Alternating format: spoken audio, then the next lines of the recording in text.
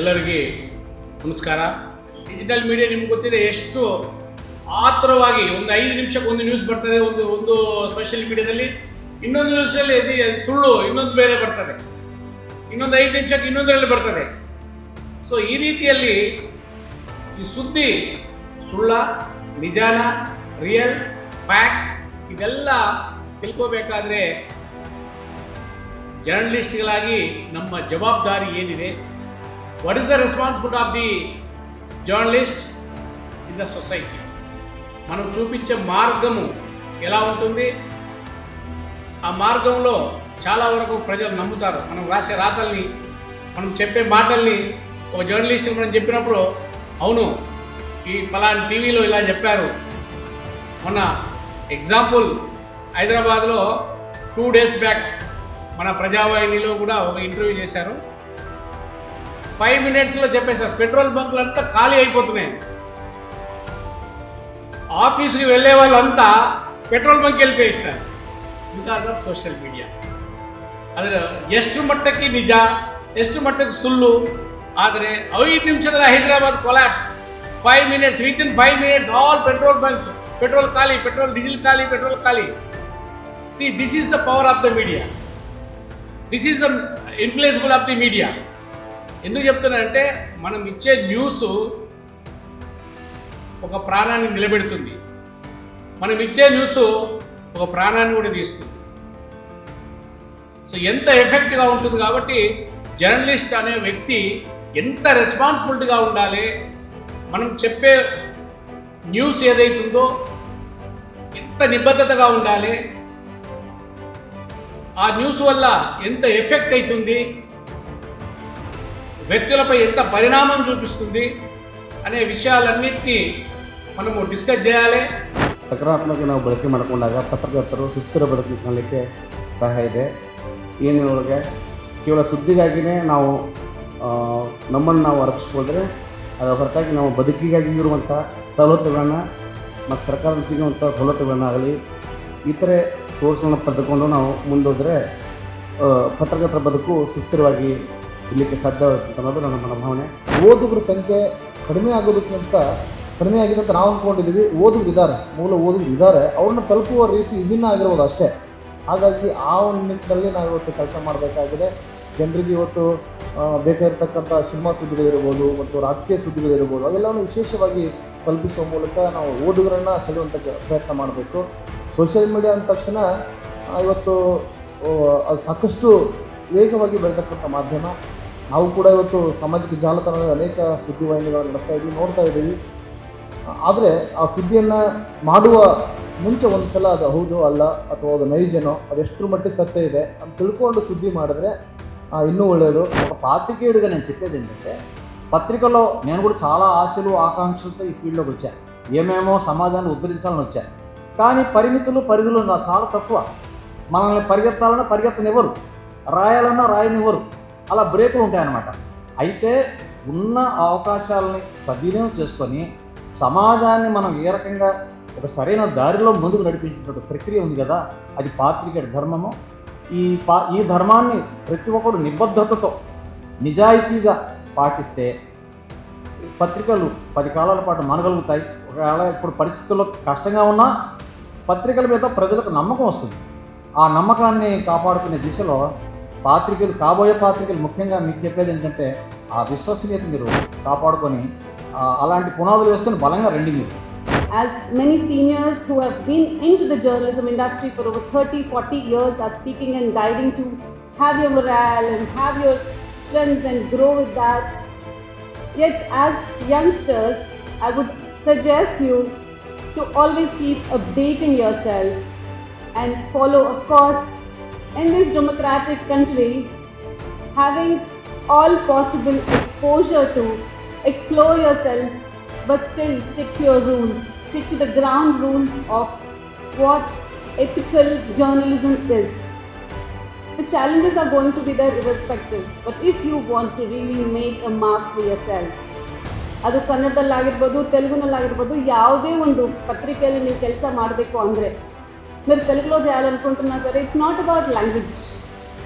It's about what roots are you coming from and what is the change that you really want to make in today's world. ಮಾಧ್ಯಮ ಕ್ಷೇತ್ರದಲ್ಲಿ ಹೆಣ್ಮಕ್ಳು ಕಡಿಮೆ ಇರೋದ್ರಿಂದ ಎಲ್ಲ ಕ್ಷೇತ್ರದಲ್ಲಿ ಇರೋ ಥರ ಮಾಧ್ಯಮ ಕ್ಷೇತ್ರದಲ್ಲೂ ಕೂಡ ಪ್ರತಿಯೊಂದು ಹೆಣ್ಮಗಳು ಕೂಡ ಮುನ್ನುಗ್ಗಿದರೆ ಮಾತ್ರ ಮಾಧ್ಯಮ ಕ್ಷೇತ್ರ ಇನ್ನಷ್ಟು ಬೆಳೆಯಲು ಅವಕಾಶ ಮಾಡಿಕೊಟ್ಟಂಗಾಗುತ್ತೆ. ಅದ್ರ ಜೊತೆಗೆ ಯಾವುದೇ ಒಂದು ಹೆಣ್ಮಕ್ಳು ಹೆದರದೆ ಯಾವುದಕ್ಕೂ ಭಯ ಪಡ್ದಂಗೆ ಎಲ್ಲ ಕ್ಷೇತ್ರದಲ್ಲಿ ಹೇಗೆ ಮುಂದೆ ಬರ್ತಾ ಇದ್ದೀರಾ ಹಾಗೆ ಇಲ್ಲೂ ಈ ಕ್ಷೇತ್ರದಲ್ಲೂ ಕೂಡ ಮುಂದೆ ಬಂದರೆ ಹೆಣ್ಮಕ್ಳಿಗೆ ಇನ್ನೂ ಕೂಡ ಮರ್ಯಾದೆ ಜಾಸ್ತಿ ಇರುತ್ತೆ, ಒಂದು ಧೈರ್ಯ ಜಾಸ್ತಿ ಇರುತ್ತೆ ಅಂತ ಹೇಳಕ್ಕೆ ಇಷ್ಟಪಡ್ತೀನಿ. Everything that I can learn, because I'm still in the learning phase, and there are many experienced people out there who will know about the challenges, the different type of scenarios that can happen, the discrimination also that is faced by women, men, and also other people. I also came here for one specific reason, that is to know how people deal with their mental health while being in a field that is too challenging. ఈరోజు satellite మీడియాలలో రాలేనటువంటి చూపలేనటువంటి సందర్భాన్ని బట్టి ప్రజలకు అందియలేనటువంటి ఒక dynamism, తప్పుని తప్పుగా సత్యాన్ని సత్యంగా ఉన్న చరిత్రని కరెక్ట్గా ప్రజలకు అందించేటటువంటి బాటలో పుట్టుకొచ్చింది డిజిటల్ మీడియా. ఈరోజు డిజిటల్ మీడియాకు ఉన్నటువంటి ఫాలోయింగ్ ఎక్కడ ఏది జరిగినా, ఇందాక మా స్వామి సార్ అన్నట్టు ఎక్కడ ఏది జరిగినా ఈ సెకండ్ అది జరిగిందంటే మరో సెకండే వార్త ప్రజల్లోకి వెళ్తుంది. అదే డిజిటల్ మీడియాకు ఉన్నటువంటి కెపాసిటీ. స్టాటిస్టిక్స్లో కూడా చూస్తే just 1.8% covering related to agriculture. Just 1.8% agriculture news. Agriculture మీద జస్ట్ మన ఇండియా మాట్లాడుతున్న దాదాపు 70%, 80% of population depend on agri sector, agri domain మీద డిపెండ్ అవుతుంది. బట్ జస్ట్ 1.8% న్యూస్ మాత్రమే మెయిన్ స్ట్రీమ్ న్యూస్ పేపర్లు కవర్ అవుతుంది. సో స్కీమ్స్ రిలేటెడ్ కానీ ఫార్మర్స్ రిలేటెడ్ ఇష్యూస్ మీద కవర్ అయ్యే న్యూస్ చాలా తక్కువ. ఇన్ కేస్ మీరు ఏ న్యూస్ పేపర్ ఓపెన్ చేసినా జస్ట్ యానో మూలకి అగ్రికల్చర్ రిలేటెడ్ న్యూస్ ఉంటుంది. సో ఎస్ఐఎంకి what I suggest to like మీరు కూడా you want to focus on like మీ పేపర్స్ ఏవైతే ఉన్నాయో మీ కింద ఉన్నాయి కొంచెం ಅಗ್ರಿ ಸೈಡ್ ಕೂಡ ಫೋಕಸ್ చేయాలని ಆಸೆ. ನೀ ಹಿಂಗೆ ಸುದ್ದಿಗಳನ್ನು ಪ್ರಸಾರ ಮಾಡಬೇಕು ಅಂತಕ್ಕಂಥ ರೆಸ್ಟ್ರಿಕ್ಷನ್ಸ್ ಯಾವ ಮಾಧ್ಯಮದವ್ರಿಗೂ ಇಲ್ಲ. ದೇಶದಲ್ಲಿ ಯಾರಿಗೂ ಇರಲಾರ್ದಂಥ ಸ್ವಾತಂತ್ರ್ಯ ಯಾರಿಗಾದರೂ ಇದ್ದರೆ ಅದು ಮಾಧ್ಯಮ ಕ್ಷೇತ್ರಕ್ಕೆ ಮಾತ್ರ.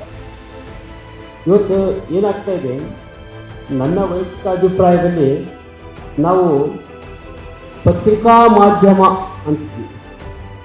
ಅಂತಿದ್ವಿ. ಇವಾಗ ಪತ್ರಿಕಾ ಮಾಧ್ಯಮ ಹೋಗಿ ಪತ್ರಿಕೋದ್ಯಮ ಆಗಿದೆ, ಮಾಧ್ಯಮ ಹೋಗಿ ಉದ್ಯಮ ಆಗಿದೆ.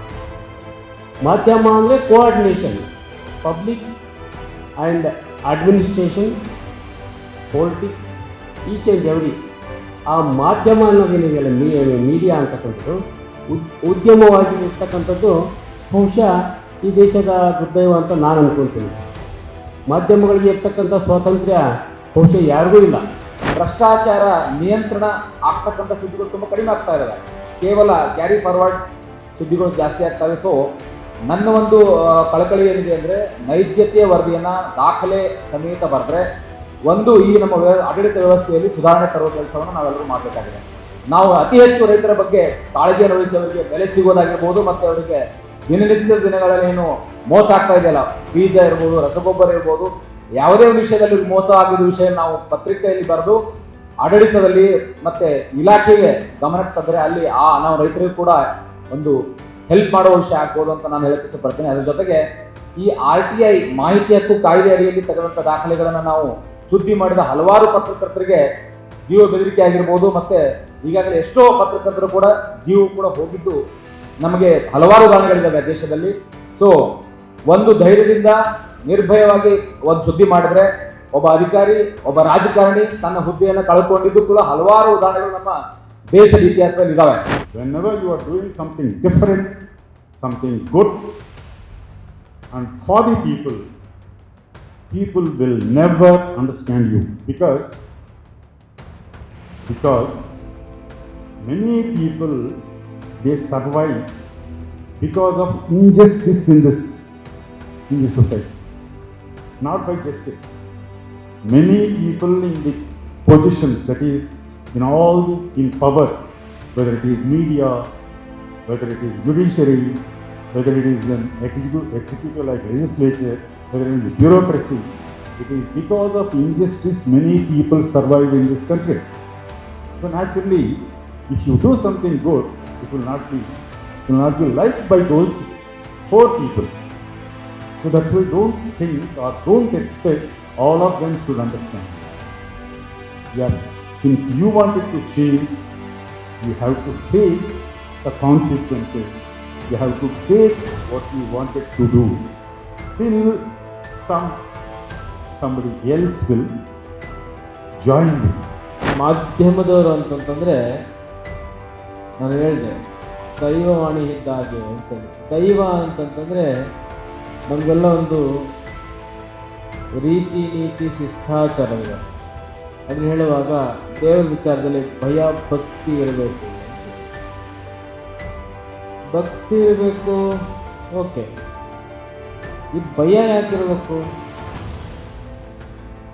ಪ್ರಶ್ನೆ ಮಾಡಿಕೊಂಡಾಗ ಈ ದೇವರ ವಿಚಾರದಲ್ಲಿ ತಪ್ಪನ್ನು ಮಾಡಬಾರ್ದು, ಮಾಡಿದ್ರೆ ಏನಾಗುತ್ತೆ ಅನ್ನೋ ವಿಚಾರಕ್ಕೆ ಭಯ ಎನ್ನುವಂಥ ಕಲ್ಪನೆಯನ್ನು ಸೇರಿಸಿದ್ರು ಅಂತ. ಅರ್ಥಾತ್ ನಮಗೆಲ್ಲ ಒಂದು ನಂಬಿಕೆ ಇದೆ.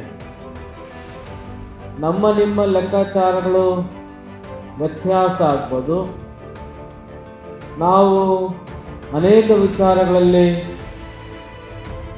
ಅನೇಕ ಜನರಿಗೆ ಕದ್ದು ಮುಚ್ಚಿ ವ್ಯವಹಾರಗಳನ್ನು ಮಾಡ್ಬೋದು ಅನ್ನೋದಿದೆ. ಹಾಗೆ ಮಾಡುವಾಗ ದೇವರ ಲೆಕ್ಕದಲ್ಲಿ ದೇವರ ಕಣ್ಣನ್ನು ಮುಚ್ಚಿ ಯಾವುದನ್ನೂ ಮಾಡಲಿಕ್ಕಾಗಲ್ಲ ಅನ್ನೋದಕ್ಕೆ ಕನಕದಾಸನ ಕಥೆನೂ ಕೂಡ ನಾವು ಕೇಳಿದ್ದೀವಿ. ನಾಳೆ ಕಥೆನೂ ಕೂಡ ನಾವು ಕೇಳಿದ್ದೀವಿ. ಹಾಗೆ ಪತ್ರಿಕಾ ರಂಗದಲ್ಲಿ ಜನಗಳಿಗೆ ದೈವ ಸ್ವರೂಪರಾಗಿರುವಂತಹ ಮಾಧ್ಯಮ ಒಂದು ಕಾಲದಲ್ಲಿ ಅವ್ರ ಕಣ್ಣಿಗೆ ಬಿದ್ದು ತಿದ್ದುವ ಕೆಲಸವನ್ನು ಮಾಡ್ತಾ ಇದ್ರು ಅಂಥವು ಹಲವು ಉದಾಹರಣೆಗಳು ಕೂಡ ಇತಿಹಾಸದ ಕಾಲಗರ್ಭದಲ್ಲಿ ಸೇರಿಕೊಂಡಿದ್ದಾರೆ. ಈಗ ನೋಡಿ, ಮೀಡಿಯಾದಲ್ಲಿ ನಮ್ಮ TRP ಓಡಿಸ್ತಾರೆ. ಎಲ್ಲರೂ ಹಾಗೆ ಇರಲ್ಲ. ದಯವಿಟ್ಟು ಬೈತಾ ಇದ್ದೇನೆ ಅಂತ ತಿಳ್ಕೊಬೇಡಿ. ಯಾಕಂದ್ರೆ ನಾನು ಬೇರೆ ಆಶ್ರವಾದ ಇಡೀ ರಾಜ್ಯದಾಗ ಇಡೀ ರಾಜ್ಯ TRP ಬರೋದು ಸಿದ್ದನಕೊಳ್ಳೋದ್ರಿಗೆ ಬೈಗಡೆಗೆ ಆಶ್ರವ. ಅಂದರೆ ನಾ ಸಿಟ್ಟಿಗೆಂದು ಬೈಯಾಗ ಮತ್ತೆ ಸಿಟ್ಟಿಗೆಂದು ಬೈದ್ರೆ ಗಡಿಗೆ ಮಾಡಿಬಿಡ್ತಾರೆ. ನಮಗೆ ಹ್ಯಾಂಗೆ ಅಪ್ಪ ಅಮ್ಮ ಹೆಂಗೆ ಬೈತಾರೆ ಹಂಗೆ ಬೈತಾರೆ ಅಷ್ಟೇ. ತಪ್ಪನ್ನು ತಿದ್ದೋದು ನಮ್ಮ ಧರ್ಮ, ತಿದ್ದುಕೊಳ್ಳೋದು ನಿಮ್ಮ ಧರ್ಮ. ತಿದ್ದೋದು ಅಥವಾ ಬಿಡ್ಬೋದು. ನೋಡಿರಿ, ಮೀಡಿಯಾದಲ್ಲೆಲ್ಲ ಏನಾಗ್ತಾ ಇದೆ, ಬರೀ ಅವ ಹೀಗೆ ಮಾಡಿದ, ಇವ ಹಿಂಗೆ ಮಾಡಿದ, ಅವ ಹಿಂಗೆ ಕೂಡೋದನ, ಇವ ಹಾಕಿ ಕೂಡೋದನ, ಅವನು ಸೀರಿ ಇವ ಬಿಟ್ಟ, ಇದನ್ನೇ ಕೇಳೋದಾಗೆ ಹೊರತಾಗಿ ಅನೇಕ ಹಳ್ಳಿಗಳಲ್ಲಿ ಮತ್ತು ಅನೇಕ ಕಡೆ ಅಭಿವೃದ್ಧಿ ಡೆವಲಪ್ಮೆಂಟ್ ಬಗ್ಗೆ ತೋರಿಸ್ತಾನೆ ಇಲ್ಲ. ಬರೀ ಅದೇ ಬೆಳಿಗ್ಗೆ ಎದ್ದು ಟಿವಿ ಹಚ್ಚಿದ್ರೆ ಬರೀ ಅದೇ ಕೇಳೋದು. ಮತ್ತು ಅದಷ್ಟೇ ಎಲ್ಲ ನಾನು ಹೇಳ್ತಾ ಇರೋದು, ಒಂದೇ ಅಂತ ಪತ್ರಿಕೋದ್ಯಮದ ಅಷ್ಟೇ ಹೇಳ್ತಾ ಇಲ್ಲ. ವಿಧಾನಸೌಧದಲ್ಲಿ ಚರ್ಚೆ ಕೂಡ ಅದೇ ಇರ್ತಾ ಇದೆ. ಅಂದರೆ ನಮ್ಮ ದೇಶ ಎಷ್ಟು ಮಟ್ಟಿಗೆ ಡಿಸ್ಟ್ರಕ್ಷನ್ ಆಗ್ತಾ ಇದೆ ಅನ್ನೋದು ತಿಳ್ಕೋಬೇಕು. ಯಾರೇನು ಡಿಸ್ಟ್ರಕ್ಷನ್?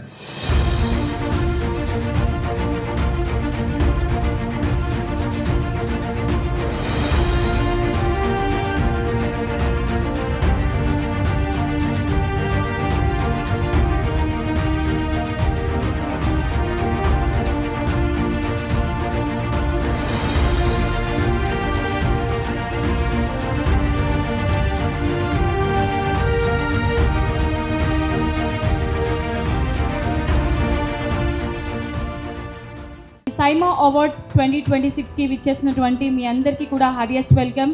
అండ్ అలాగే ఈరోజు ఈవినింగ్ ఉమెన్స్ డే సెలబ్రేషన్స్ చాలా ఘనంగా మనం జరుపుకోబోతున్నాం.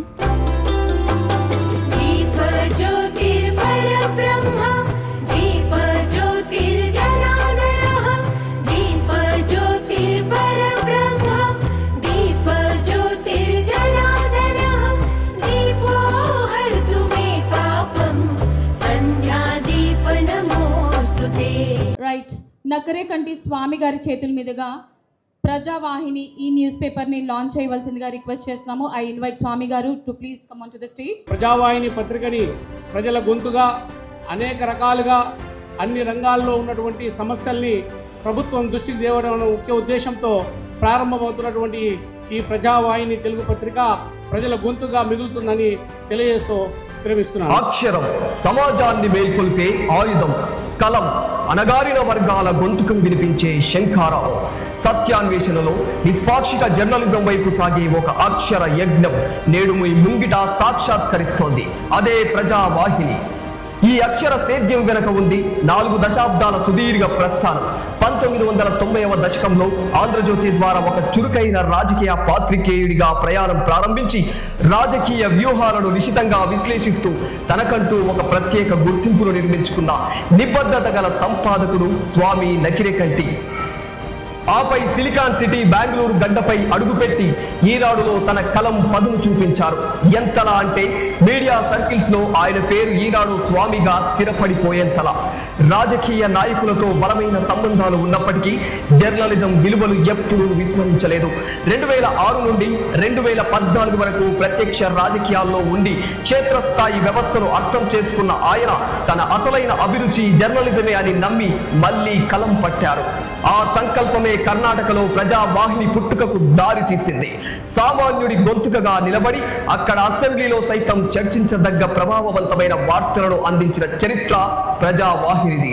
ఇప్పుడు అదే నమ్మకంతో 40 ఏళ్ల అపార అనుభవంతో తన మూలాలను వెతుక్కుంటూ తెలంగాణ గడ్డపై ప్రజావాహిని తెలుగు దినపత్రికతో అడుగు పెడుతున్నారు స్వామి నకిరేకంటి.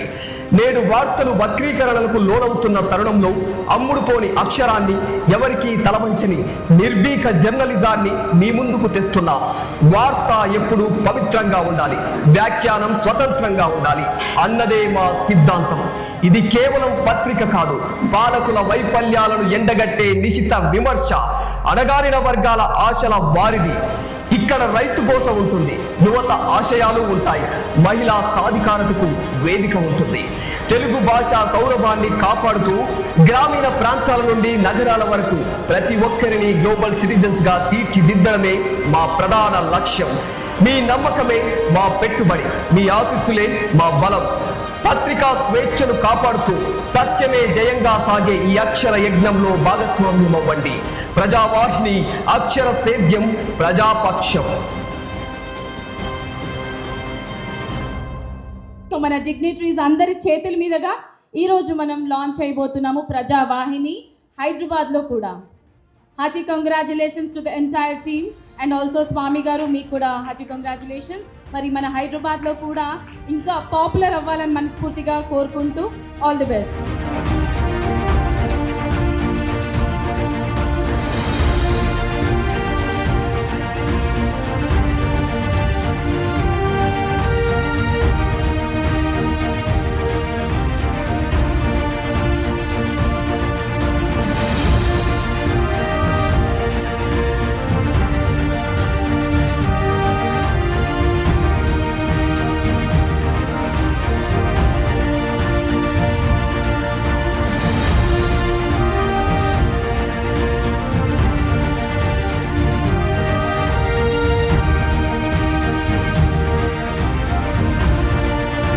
ఏదైనా స్టార్ట్ చేయడం చాలా ఈజీ, కానీ దాన్ని ముందుకు తీసుకుపోవాలంటే చాలా విలువలతో ఉన్నటువంటి జర్నలిజం ఇది.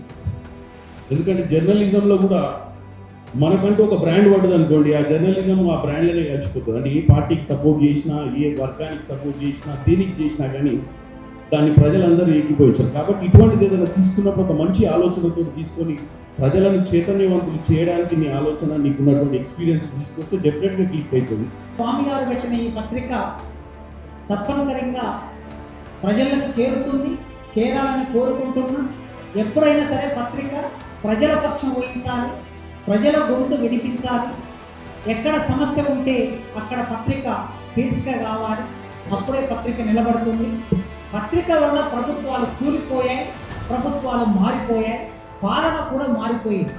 స్వామి గారు ఇంత పెద్ద అడ్వాన్స్ సోషల్ మీడియా ఉంది, డిజిటల్ టెక్నాలజీ ఉంది, మరి ఇంత పెద్ద అడ్వాన్స్ పోతున్న సందర్భంలో బట్ట ప్రజావాహిని తెలుగు దినపత్రిక మన తెలంగాణ గడ్డపై పుట్టినటువంటి నాకు నా ప్రాంత ప్రజల యొక్క రుణం తీర్చుకోవాలి. ఈ ప్రాంత ప్రజల సమస్యల విషయంలో నేను ఒక పత్రిక పెట్టి ఆ తెలుగు వాహిని అనే ఆ నామకరణంతో కన్నడంలో ఏ విధంగా సక్సెస్ అయినా ఆ విధంగా సక్సెస్ కావాలని చెప్పేసి మరి ఈరోజు మా చేతుల మీద ఆ తెలుగు వాహిని పత్రికను ఆవిష్కరించినందుకు మనస్ఫూర్తిగా వారికి స్వామి గారికి కంగ్రాచుಲೇಷನ್ಸ್ చెప్తూ ಎಲ್ಲ ಕ್ಷೇತ್ರಗಳಲ್ಲಿ ಉದ್ಯಮಿದಾರರಲ್ಲಿ, ಗಾಯಕರಲ್ಲಿ, ಸಿನಿಮಾ ನಟ ನಟಿಯರಲ್ಲಿ, ಮಾಧ್ಯಮದವರಲ್ಲಿ ಎಲ್ಲರನ್ನ ಗುರುತಿಸಿ ಅವರಿಗೆ ಪುರಸ್ಕೃತ ಮಾಡ್ತಿರುವ ಉದ್ದೇಶ ಸಮಾಜ ಇವರ ಮೂಲಕ ಬದಲಾವಣೆಯ ಗಾಳಿ ಬೀಸಲಿ, ತನ್ಮೂಲಕವಾಗಿ ತಮ್ಮ ತಮ್ಮ ಕ್ಷೇತ್ರಗಳಲ್ಲಿ ಅತ್ಯುತ್ತಮ ಸಾಧನೆ ಮಾಡಲಿ ಅಂತೇಳಿ ಮಾಡ್ತಾ ಇದ್ದಾರೆ. ಸ್ವಾಮಿಯವರು ಇದು 3ನೇ ಬಾರಿಯನ್ನು ಮಾಡ್ತಾ ಇರುವಂಥದ್ದು. ಮೊದಲು ದುಬೈಯಲ್ಲಿ ಮಾಡಿದರು, 2ನೇದು ಬೆಂಗಳೂರಿನಲ್ಲಿ ಮಾಡಿದರು, ಈಗ ಹೈದರಾಬಾದ್ನಲ್ಲಿ ಮಾಡ್ತಾ ಇದ್ದಾರೆ. ಅವರ ಅತ್ಯುತ್ತಮವಾಗಿರುವಂಥ ತಂಡವನ್ನು ಕಟ್ಕೊಂಡು, ನಿಸ್ವಾರ್ಥಗಳನ್ನು ಕಟ್ಕೊಂಡು ಈ ಕಾರ್ಯಕ್ರಮವನ್ನು ಮಾಡ್ತಿದ್ದಾರೆ. ಅವರಿಗೆ, ಅವರ ಕುಟುಂಬ ವರ್ಗಕ್ಕೆ, ಅವರ ಬಂಧು ಬಳಗಕ್ಕೆ ಬೆಳಗ್ಗೆ ಹೇಳ್ತಾ ಇದ್ವಿ, ನನ್ನ ಆಸ್ತಿ ಅಂತಂದರೆ ನನ್ನ ಒಳ್ಳೆ ಸ್ನೇಹಿತರು ಅಂತೇಳಿ. ಅಂತಹ ಒಳ್ಳೆಯ ಸ್ನೇಹ ಬಳಗವನ್ನು ಕಟ್ಕೊಂಡು ಈ ಕಾರ್ಯಕ್ರಮವನ್ನು ಅತ್ಯಂತ ಯಶಸ್ವಿ ನಡೆಸಿದರೆ ಅವರಿಗೆ ಭಗವಂತನ ಕೃಪಾ ಆಶೀರ್ವಾದದಲ್ಲಿ ಆರೈಸ್ತಾ ಅದನ್ನು ವಿರಾಮಿರ್ತೇವೆ. ಶ್ರೀಮಾಡ್ತೀವಿ.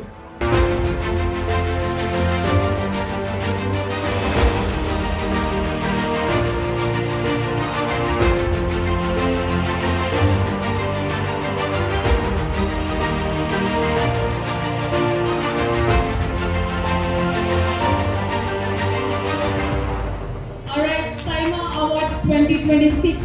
First award goes to Vimalakka.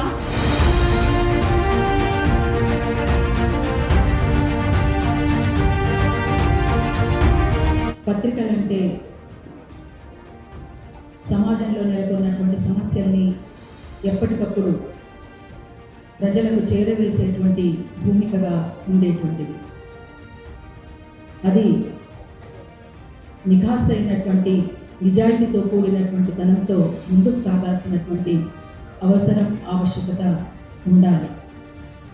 అట్లా ప్రజావాహిని ముందుకు సాగుతుందని, సాగాలని కూడా మీ విమలక్కగా నేను ఆకాంక్షిస్తూ సమాజ వెలుగుల గమనం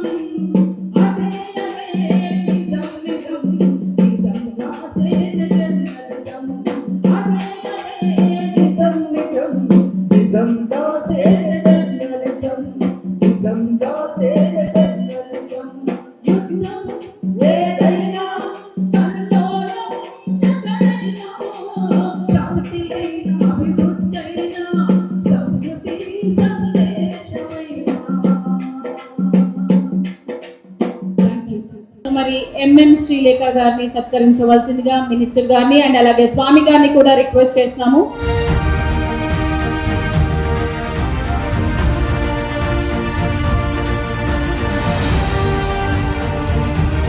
ప్రజావాహినికి కంగ్రాచులేషన్స్ స్వామి గారు, అండ్ అలాగే ఈ అవార్డుకి నన్ను ఎన్నుకున్నందుకు thank you so much. So Prajavahini ఇంకా ప్రజల్లోకి ప్రపంచవ్యాప్తంగా వెళ్ళాలని మనస్ఫూర్తిగా కోరుకుంటున్నాను. సో అక్షరంలో ఎంత బలం ఉంటుందో నాకు తెలుసు కాబట్టి. So I wish you all the best sir.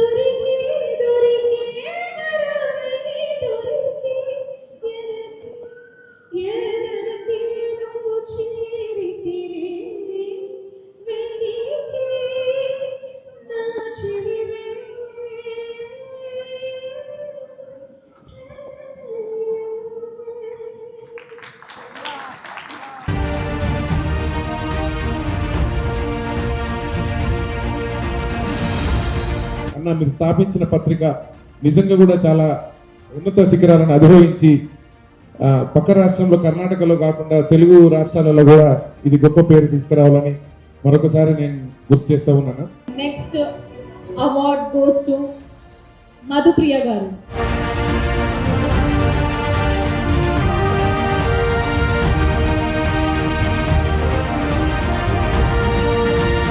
మాలాంటి మట్టిలోని రత్నాలు వెలికి మనిషి బతుకు మారే రాత రాస్తావు, రాతి గుండెనైన మార్చే రాగమైతావు, రాతి గుండెనైన మార్చే రాగమైతావు, జాతి మేలుగారే చైతన్య గీతమైతావు.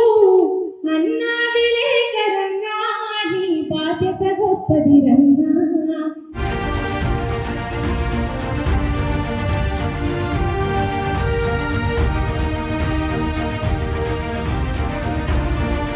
ನಾವು ಬಂದಿರುವಂಥ ಬೆಳೆದಿರೋ ದಾರಿ ಇದೆಯಲ್ಲ, ಅದು ಏನಾದರೂ ಒಂದು ಒಳ್ಳೆಯದನ್ನು ಮಾಡಬೇಕು ಅನ್ನೋ ಒಂದು ಉದ್ದೇಶವನ್ನು ಇಟ್ಕೊಂಡು ಗಾಯಕಿಯಾಗಿ ಈಗ ರಾಜಕಾರಣಿಯಾಗಿ ಏನಾದರೂ ಸೋಷಿಯಲ್ ಸರ್ವಿಸ್ ಮಾಡಬೇಕು ಅನ್ನೋ ಆಸೆ ಆಕಾಂಕ್ಷೆಗಳನ್ನು ఇట్టుಕೊಂಡು ಮಾಡ್ತಾ ఇದ್ದೀನಿ. ಇನ್ನು ಮುಂದೆ ಕೂಡ ಮಾಡ್ತೀನಿ. ನಾನು సమాజ సేవకి అಲ್ಲ, నానొబ్లు సేవకి అಷ್ಟೇ. సో మంజుల గురురాజ్ గారికి సత్కరించవలసిందిగా మినిస్టర్ గారిని అండ్ అలాగే సిద్ధరామేశ్వర స్వామిని కూడా రిక్వెస్ట్ చేస్తాము.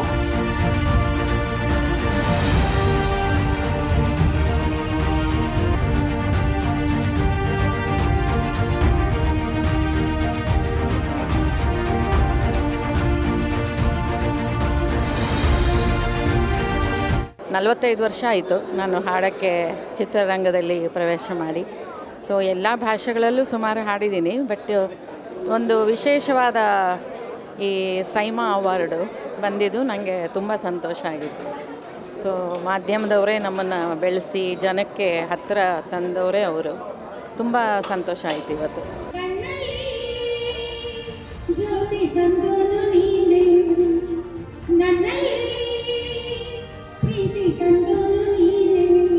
ನನ್ನ ಬಾಳ ಗೀತೆಯಲ್ಲಿ ನೈವ ಪಲ್ಲವಿ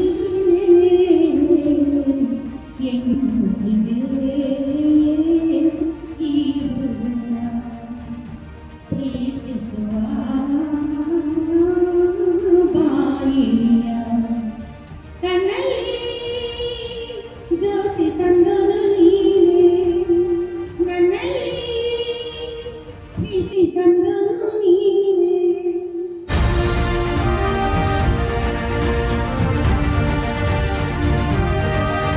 ತುಂಬ ಖುಷಿ ಆಗ್ತಿದೆ ಬಿಕಾಸ್ ಈ ಥರ ಇವೆಂಟ್ಗಳಿಂದ ಕಲಾವಿದರಿಗೆ ಒಂದು ಬೆಂಬಲ and it's a reminder that okay almost 13 years ಆಯಿತು ನಾನು ಚಂದನವನಕ್ಕೆ ಬಂದು. And such things kind of remind ಮಾಡುತ್ತೆ that you should still continue doing what you doing. So ತುಂಬ ಖುಷಿ ಆಯಿತು. ಸೊ ಇದನ್ನು ಆಯೋಜನೆ ಮಾಡಿರುವಂತಹ ಎಲ್ಲ ಆರ್ಗನೈಸರ್ಗೆ ಆ್ಯಂಡ್ ನಿಮ್ಮ ಒಂದು ವಾಹಿನಿಗೆ all the very best. Thank you so much.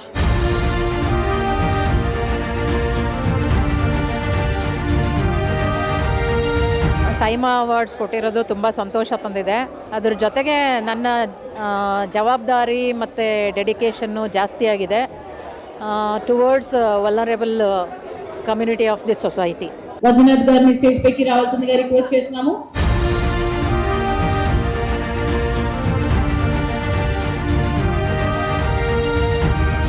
ಭಾಳ ಸಂತೋಷ ಆಗ್ತಾ ಇದೆ ಮೇಡಮ್. ಇದು ನಾನು ಒಂದು 19 ವರ್ಷ ನಾನು ಸರ್ಕಾರಿ ಸೇವೆಯಲ್ಲಿ ಸೇವೆ ಸಲ್ಲಿಸೋಕ್ಕೂ ಇವತ್ತು ನಾನು ತುಂಬ ಖುಷಿ ಆಗ್ತಾ ಇದೆ.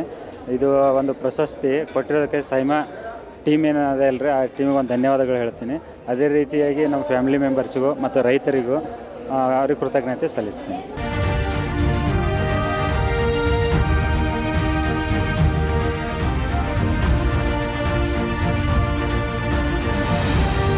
ನಾವೊಂದು ಹೆಣ್ಣು ಮಕ್ಕಳಾಗಿ ಈ ಥರ ಒಂದು ಸಾಧನೆಗೆ ಗುರುತಿಸಿ ಕೆಲವೊಂದು ವಿಚಾರಗಳಲ್ಲಿ ನಮಗೆ ಅವಾರ್ಡ್ ಕೊಡೋದಿದೆಯಲ್ಲ, ಅದು ನಮಗೆ ನಿಜವಾಗ್ಲೂ ಎನ್ಕರೇಜ್ಮೆಂಟ್ ಅಂತ ಹೇಳ್ಬೋದು.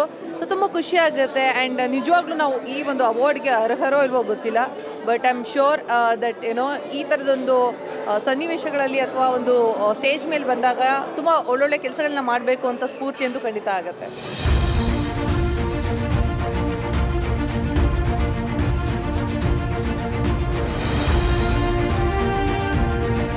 ಜನ್ಮದಾತರಿಂದ ಹಿಡಿದು ಅನ್ನದಾತರವರೆಗೂ ಇವತ್ತಿನ ನಾನೇನು ಈ ಪ್ರಶಸ್ತಿಯನ್ನು ತಗೊಂಡಿದ್ದೀನಿ ಎಲ್ಲರೂ ಕೂಡ ಕಾರಣಕರ್ತರೆ. ಸೊ ಅವರೆಲ್ಲರಿಗೂ ಅವಾರ್ಡ್ನ ಸಮರ್ಪಿಸ್ತೀನಿ. Thank you so much. ಇಷ್ಟು ಲಕ್ಷಾಂತರ ಕಲಾವಿದರು ಇರುವಂತಹ ಜಾಗದಲ್ಲಿ ನನ್ನಂಥ ಒಬ್ಬ ಪುಟ್ಟ ಕಲಾವಿದನ ಕರೆದು ಪುರಸ್ಕಾರ ಮಾಡೋದು ಇಟ್ಸ್ ವೆರಿ ಬಿಗ್ ಥಿಂಗ್ ನನಗೆ. So thank you so much. ದೇವ ಪರಿ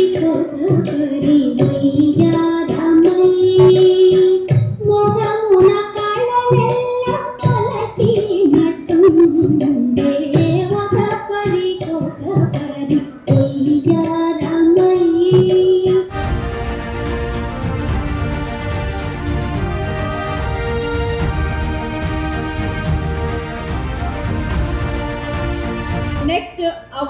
అందుకోవాల్సిందిగా కన్నడ యాక్ట్రెస్ మాన్విత కమ్మత్ గారిని రిక్వెస్ట్ చేస్తున్నాము. Let me invite her on to the stage.